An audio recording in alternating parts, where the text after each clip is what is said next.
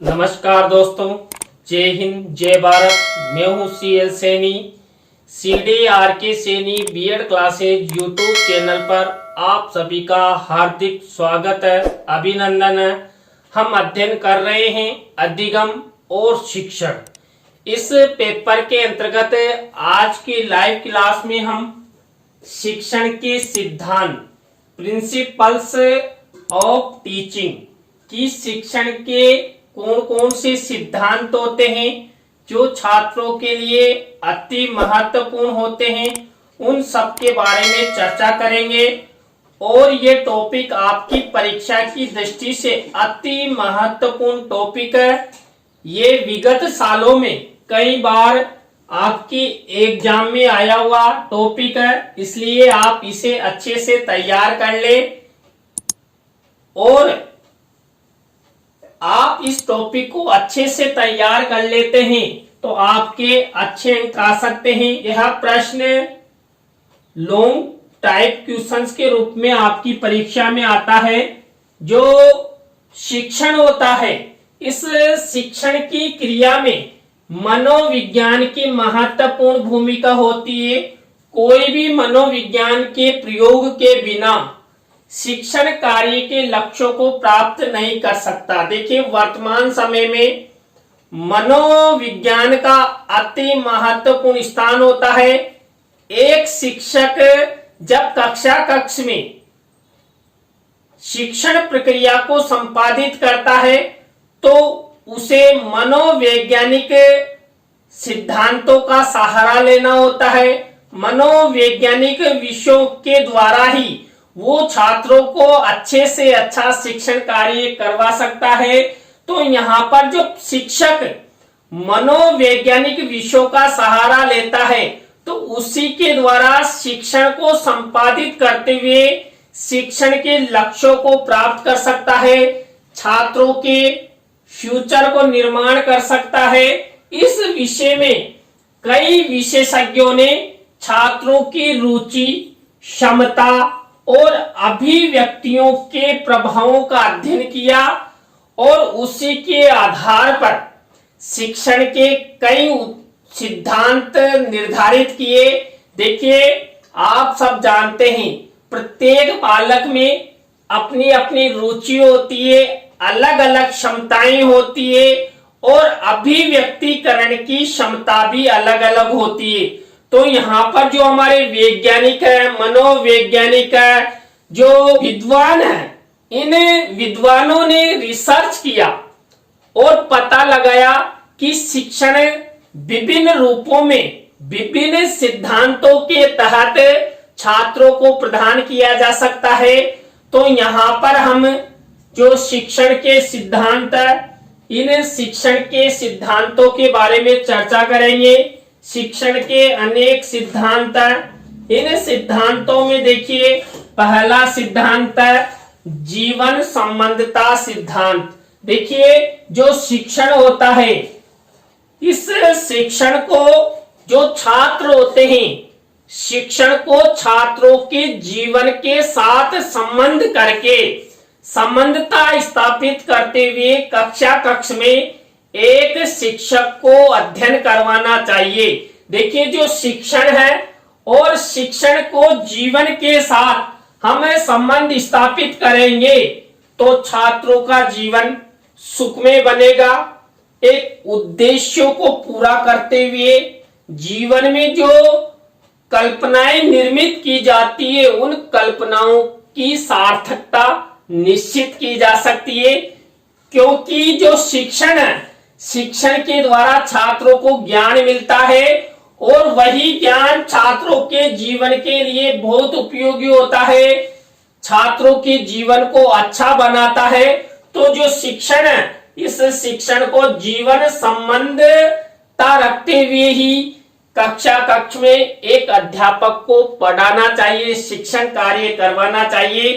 तो पहला और उपयोगी सिद्धांत है शिक्षण का जीवन संबंधता सिद्धांत। इसी तरह देखिए, जो दूसरा सिद्धांत है उद्देश्य पूर्णता का सिद्धांत। देखिए, जब हमने शिक्षण की प्रकृति के बारे में अध्ययन किया था तो मैंने बताया था कि शिक्षण एक स्व उद्देश्य प्रक्रिया है, उद्देश्य पूर्ण प्रक्रिया शिक्षण है। तो यहाँ पर जो उद्देश्य पूर्ण है, ये उद्देश्य पूर्ण किसके किए जाते हैं? छात्रों के। देखिए, जो छात्र होते हैं उनके जीवन में कई प्रकार के उद्देश्य होते हैं। उन उद्देश्यों को पूरा करवाने की जिम्मेदारी एक शिक्षक की होती है और वो शिक्षक शिक्षण के माध्यम से औपचारिक और अनौपचारिक रूप से छात्रों को शिक्षण करवाता है, ज्ञान प्रदान करता है, शिक्षा प्रदान करता है और उसी शिक्षण के द्वारा जो छात्र होते हैं उन छात्रों के जो उद्देश्य हैं वो पूर्ण होते हैं। इसलिए यहाँ पर जो शिक्षण है उस शिक्षण को उद्देश्य पूर्णता का सिद्धांत कहा जाता है। इस उद्देश्य पूर्णता का सिद्धांत का अनुसरण करते हुए ही एक शिक्षक को हमेशा शिक्षण का सहारा लेना चाहिए, शिक्षण अधिगम प्रक्रिया संपादित करनी चाहिए, जिससे छात्रों का जीवन, छात्रों का फ्यूचर अच्छा बने, उद्देश्य पूर्णता लिए होना चाहिए। तो ये दो सिद्धांत कंप्लीट हुए। इसी तरह देखिए, थर्ड नंबर का हमारा सिद्धांत है पुनर्बलन का सिद्धांत। देखिए, पुनर्बलन, अब शिक्षण के अंतर्गत हम छात्रों को पुनर्बलन प्रदान करते हैं। आप सब अध्यापक बनेंगे तो आप भी जब कक्ष में शिक्षण कार्य संपादित करवाएंगे तो छात्रों को बीच बीच में पुनर्बलन प्रदान करेंगे। देखिए, छात्र यदि पुनर्बलन के माध्यम से अच्छा अधिगम करते हैं तो हमेशा शिक्षक को और अधिक पुनर्बलन प्रदान करना चाहिए।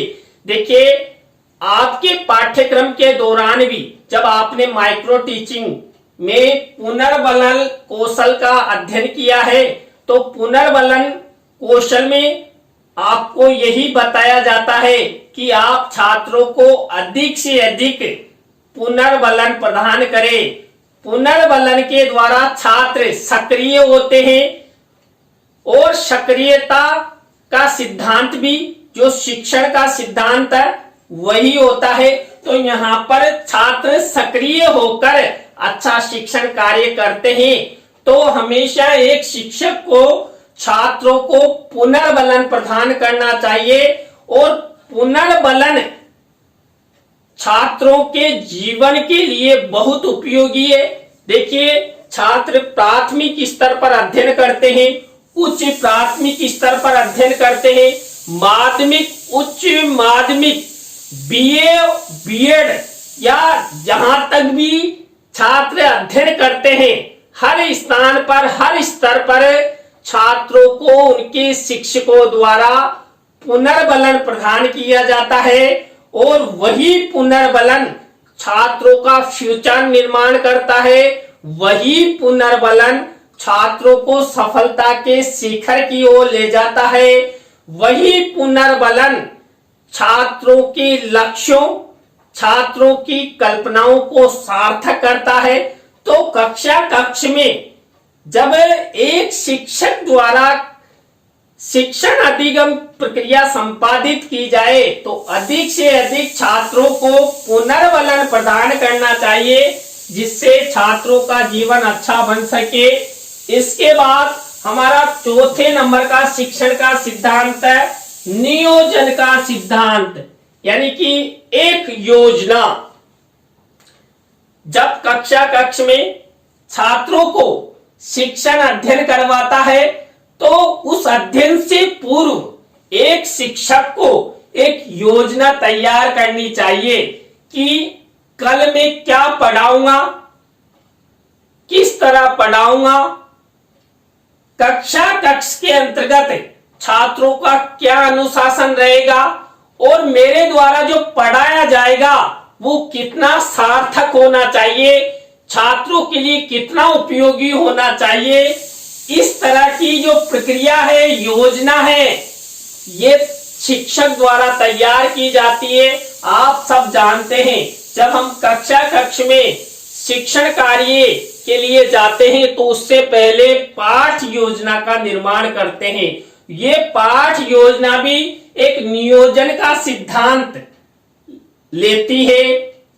इस पाठ योजना के नियोजन से ही एक शिक्षक को पहले ही पता लग जाता है कि हम कक्ष में किस तरह कौन कौन से सोपानों का प्रयोग करते हुए कौन सी यूनिट कौन सा प्रकरण पढ़ाएंगे।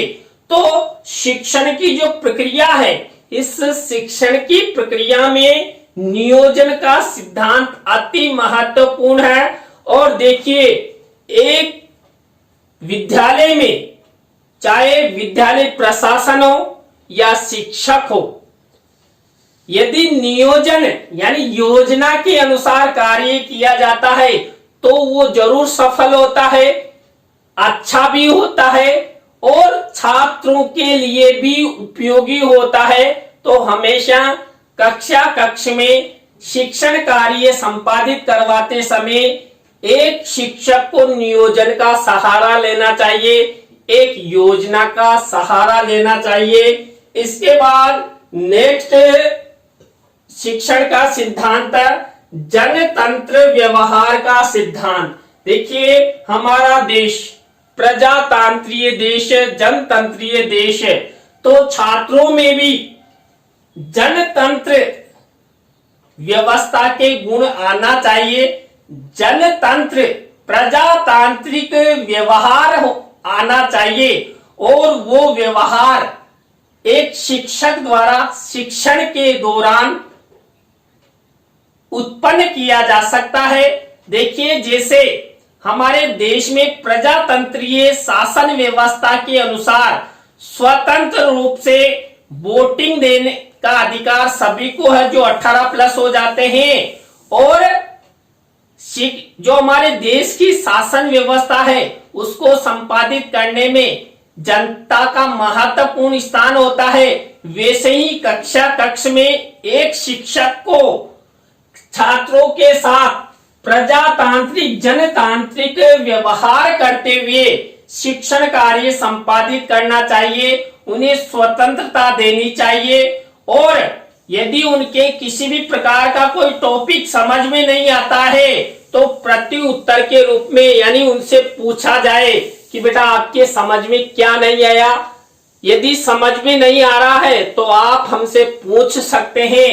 तो इस तरह उनकी जो रुचियां हैं, उनकी जो क्षमताएं हैं, उनके अनुसार कक्ष में शिक्षक द्वारा जनतांत्रिक प्रजातांत्रिक व्यवहार अपनाते हुए शिक्षण कार्य संपादित करना चाहिए, जिससे छात्रों में जनतांत्रिक प्रजातांत्रिक मूल्यों का विकास हो सके और छात्र आगे चलकर हो सकता है देश का मुख्यमंत्री बने, देश का प्रधानमंत्री बने, देश का राष्ट्रपति बने। यानी कि जनतंत्रीय व्यवस्था में जो हमारी वर्तमान पीढ़ी होती है वही फ्यूचर में राजनीतिक क्षेत्र में जाती है और राजनीतिक पदों के माध्यम से हमारे देश की शासन व्यवस्था चलाई जाती है।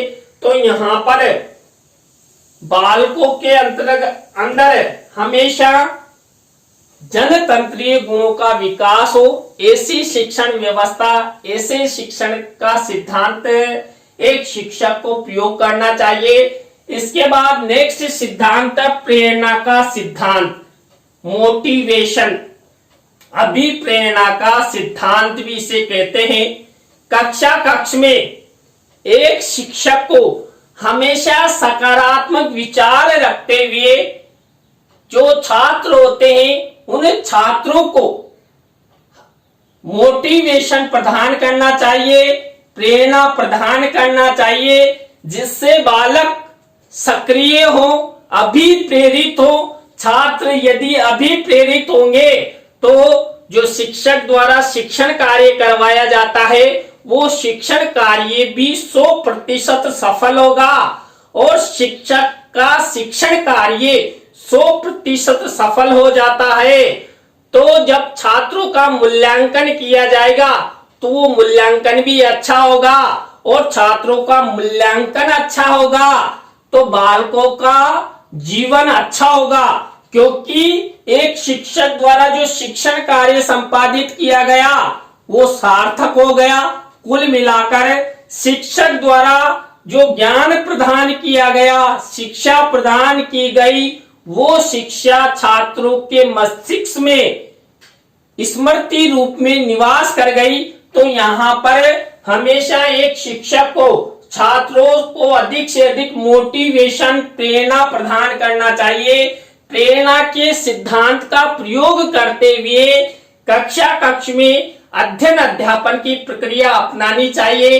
देखिए, आप सब अध्यापक बनने जा रहे हैं और आपके पाठ्यक्रम में ये सब इसीलिए लागू हुआ है कि आप जब कक्ष में जाकर छात्रों को पढ़ाएंगे तो छात्रों को जो आप पढ़ाएंगे, शिक्षण कार्य करवाएंगे, तो इन सब सिद्धांतों का आप प्रयोग करेंगे, छात्रों को अधिक से अधिक प्रेरणा प्रदान करेंगे, अभिप्रेरित करेंगे, जिससे छात्रों का जीवन सफल हो सके।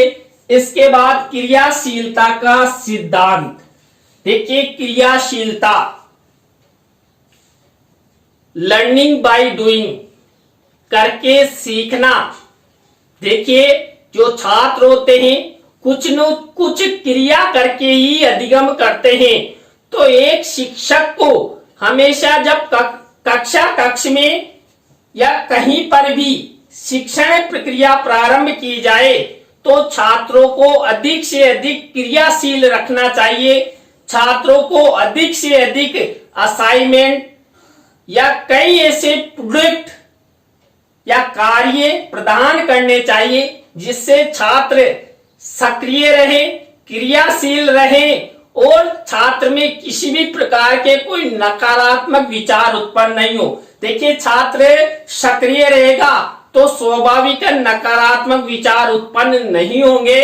तो एक शिक्षक को हमेशा छात्रों को क्रियाशील रखने हेतु अनेक युक्तियों का सहारा भी लेना चाहिए, जिससे कक्ष में शांति भी बने रहे और छात्र सक्रिय भी रहे और शिक्षक का शिक्षण भी सफल हो।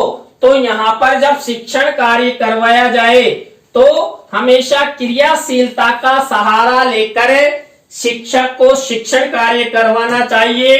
छात्र जितने अधिक क्रियाशील होंगे शिक्षण उतना ही सफल होगा। इसके बाद व्यक्तिक विभिन्नता का सिद्धांत। देखिए, व्यक्तिक विभिन्नता का सिद्धांत आप सब जानते हैं, इस संसार में प्रत्येक बालक की रुचि अलग होती है, प्रत्येक बालक की क्षमताएं अलग होती है, प्रत्येक बालक में बुद्धि अलग अलग होती है, ग्रहण करने की क्षमताएं अलग अलग होती है। तो जो शिक्षक है उस शिक्षक को जब कक्ष में शिक्षण कार्य उसके द्वारा संपादित किए जाए तो ना तो बिल्कुल लो श्रेणी से पढ़ाया जाए और ना ही हाई लेवल यानी कि तेज गति से पढ़ाया जाए। एक औसत रूप लेते हुए जिससे प्रतिभाशाली स्टूडेंट भी और जड़ मुद्दी छात्र भी यानी औसत रूप से पढ़ाया जाएगा तो सभी छात्रों को समान रूप से फायदा होगा। तो जो व्यक्तिक सिद्धांत है, व्यक्तिक विभिन्नता का सिद्धांत, इसका प्रयोग करते हुए प्रत्येक छात्र पर एक शिक्षक की निगाह होनी चाहिए। शिक्षण के दौरान कौन छात्र क्या कर रहा है, उसका ध्यान कहाँ है, इन सब के बारे में एक शिक्षक को पता होना चाहिए। देखिए, कई बार क्या होता है, छात्र शिक्षण करते हुए अपने सपनों में खो जाते हैं, उनका दिमाग कक्षा से हटकर घर पर चला जाता है, अपने बॉयफ्रेंड के पास चला जाता है, गर्लफ्रेंड के पास चला जाता है। तो यहाँ पर हमेशा जो शिक्षक है उस शिक्षक को छात्रों को क्रियाशील रखना चाहिए और क्रियाशील रखेगा तो यहाँ पर जो व्यक्तिक विभिन्नता है उस व्यक्तिक विभिन्नता के आधार पर छात्र सक्रिय होंगे, क्रियाशील होंगे और शिक्षण अच्छा होगा, छात्रों के लिए उपयोगी होगा। इसी तरह देखिए, नेक्स्ट सिद्धांत है रुचि का सिद्धांत। अभी हमने बात की प्रत्येक छात्र की अलग अलग रुचि होती है, लेकिन रुचि को उत्पन्न करना शिक्षक का कर्तव्य है। उसे ऐसे तरीके अपनाना चाहिए जिससे छात्रों में रुचि उत्पन्न हो सके। शिक्षक को हमेशा रुचि के सिद्धांत का प्रयोग करते हुए कक्ष में शिक्षण कार्य करवाना चाहिए। देखिए, हम प्रस्तावना के प्रश्न पूछते हैं। क्यों पूछते हैं? अंतिम प्रश्न समस्यात्मक होता है।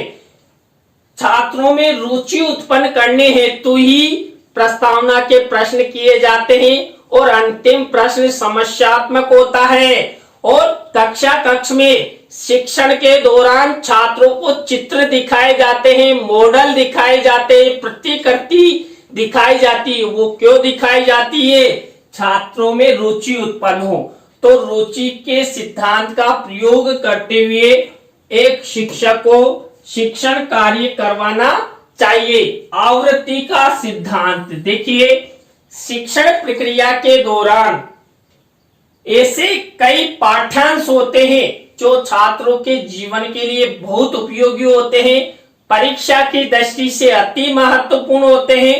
तो ऐसे विषयों को, ऐसे पाठ्यांशों का आवृत्ति का प्रयोग करते हुए एक शिक्षक को प्रयोग करना चाहिए। शिक्षक को कई ऐसे उदाहरण आवृत्ति के रूप में कक्ष में प्रस्तुत करना चाहिए जिससे छात्र उन्हें ग्रहण करे और शिक्षण को सफलता की ओर ले जाए। देखिए, एक शिक्षक जब कक्ष में शिक्षण कार्य संपादित करता है तो यदि शिक्षक का शिक्षण कार्य सफल नहीं हुआ तो शिक्षक का पढ़ाना बिल्कुल बेकार है। इसलिए हमेशा एक शिक्षक को आवृत्ति एवं उदाहरणों का सहारा लेते हुए अच्छे से शिक्षण कार्य सफल करना चाहिए। इसके बाद चयन का सिद्धांत देखिए, हमने सबसे पहला सिद्धांत का अध्ययन किया था जीवन संबंधता सिद्धांत। तो यहाँ पर जो जीवन संबंधता सिद्धांत है ये चयन के सिद्धांत के साथ साथ कार्य करता है। देखिए, कक्ष में विभिन्न प्रकार के छात्र होते हैं और उन छात्रों की विभिन्नता को लेते हुए जब पाठ्यांश का चयन किया जाए, देखिए एक शिक्षक कक्ष में पाठ्यक्रम को पढ़ाता है तो उस पाठ्यक्रम में ऐसे विषयों का चयन करना चाहिए जो छात्रों के जीवनोपयोगी हो, छात्रों को अभिप्रेरित करते हो, सक्रिय बनाए रखने में या रुचि उत्पन्न करने में सक्रिय हो, कार्यशील हो। ऐसे पाठ्यांश शिक्षक को कक्ष में पढ़ाना चाहिए जिससे छात्रों में हमेशा रुचि उत्पन्न हो, क्रियाशील हो और शिक्षण का उद्देश्य सफल कर सके।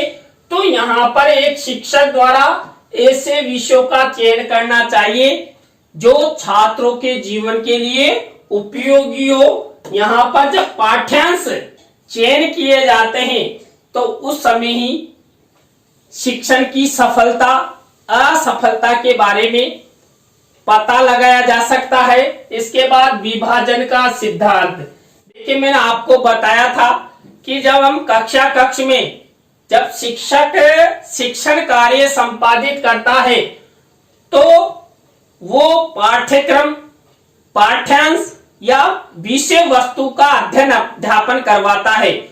तो उस विषय वस्तु पाठ्यक्रम को विभिन्न प्रकार के सोपानों के अनुसार विभाजित कर अध्ययन अध्यापन करवानी चाहिए। मान लीजिए एक पाठ है, एक अध्याय है, तो एक शिक्षक को एक ही दिन में एक पाठ पूरा नहीं पढ़ाना चाहिए। उसे विभिन्न अंतरालों में डिवाइड करके, जैसे 1 वीक में या 4 दिन में या 2 दिन में, इस तरह डिवाइड करके छात्रों को पढ़ाना चाहिए जिससे छात्रों पर एकदम से वर्कलोड नहीं हो। और यदि उस पाठ्यांश या पाठ्यक्रम को डिवाइड करके कक्ष में पढ़ाया जाएगा तो छात्रों के लिए उपयोगी होगा और छात्र भी उसे अधिक ग्रहण करेंगे। तो हमेशा एक शिक्षक को विभाजन के सिद्धांत का प्रयोग करते हुए सोपानों के अनुसार पढ़ाने का कार्य करना चाहिए। इसके बाद निश्चित उद्देश्य का सिद्धांत। देखिए, शिक्षण अधिगम प्रक्रिया होती है, ये शिक्षण अधिगम प्रक्रिया निश्चित उद्देश्य पूर्ण होती है, उद्देश्यों को पूर्ण करने वाली होती है। तो कक्ष में शिक्षक को निश्चित उद्देश्य लेते हुए, छात्रों के फ्यूचर को लेते हुए, छात्रों की रुचियों क्षमताओं के अनुसार कक्ष में शिक्षक को पढ़ाना चाहिए, जिससे छात्रों के लिए जो उद्देश्यों का निर्माण किया गया वो उद्देश्य सफल हो सके और निश्चित उद्देश्यों के आधार पर बालक अपने जीवन में सफलता की ओर बढ़ सके। इसके बाद विभिन्न व्यू रचनाओं का सिद्धांत। देखिए, शिक्षण कार्य के दौरान शिक्षक द्वारा विभिन्न व्यू रचनाओं का निर्माण करना चाहिए, यानी कि शिक्षण सूत्रों का सहारा लेना चाहिए, दृश्य श्रव्य साधनों का उपयोग करना चाहिए, बीच बीच में मूल्यांकन प्रक्रिया अपनानी चाहिए। इसके साथ ही शिक्षण कार्य की सफलता हेतु एक शिक्षक को कक्ष में विभिन्न तरीकों का उपयोग करते हुए छात्रों को सक्रिय रखने हेतु शिक्षण की सफलता हेतु अनेक प्रयास करना चाहिए, अनेक व्यू रचनाएं अपनानी चाहिए। हमेशा शिक्षक को यह दृष्टिकोण अपनाना चाहिए कि मैं किस तरह छात्रों का भला कर सकूं, किस तरह मेरा शिक्षण सफल हो। तो विभिन्न प्रकार की व्यू रचनाएं शिक्षक को अपनानी चाहिए। इसके बाद उपचारात्मक शिक्षण का सिद्धांत। देखिए, कक्ष में छात्रों के साथ कई प्रकार की शिक्षण संबंधी समस्याएं होती है। उन शिक्षण संबंधी समस्याओं का उपचार शिक्षक द्वारा करना चाहिए, जिससे शिक्षक द्वारा जो शिक्षण कार्य संपादित किया जाता है वो सफलता की ओर जाए। मान लीजिए, शिक्षण में ही छात्रों को समस्याएं, कई सवाल छात्रों को समझ में नहीं आया तो शिक्षण की सफलता नहीं हो सकती। तो यहाँ पर देखिए, आज की क्लास में हमने जो शिक्षण के सिद्धांत है, प्रिंसिपल ऑफ टीचिंग, इसके बारे में अध्ययन किया। आज की क्लास आपको कैसी लगी कमेंट्स में हमें जरूर बताएं। इसी तरह नए टॉपिक के साथ हम आपसे फिर मिलेंगे CDRK Saini B Ed classes YouTube channel पर। और आप सब हमारे लाइव क्लास से अंत तक जुड़े रहे। तो आप सबको बहुत बहुत धन्यवाद। जय हिंद, जय भारत, राम नाम।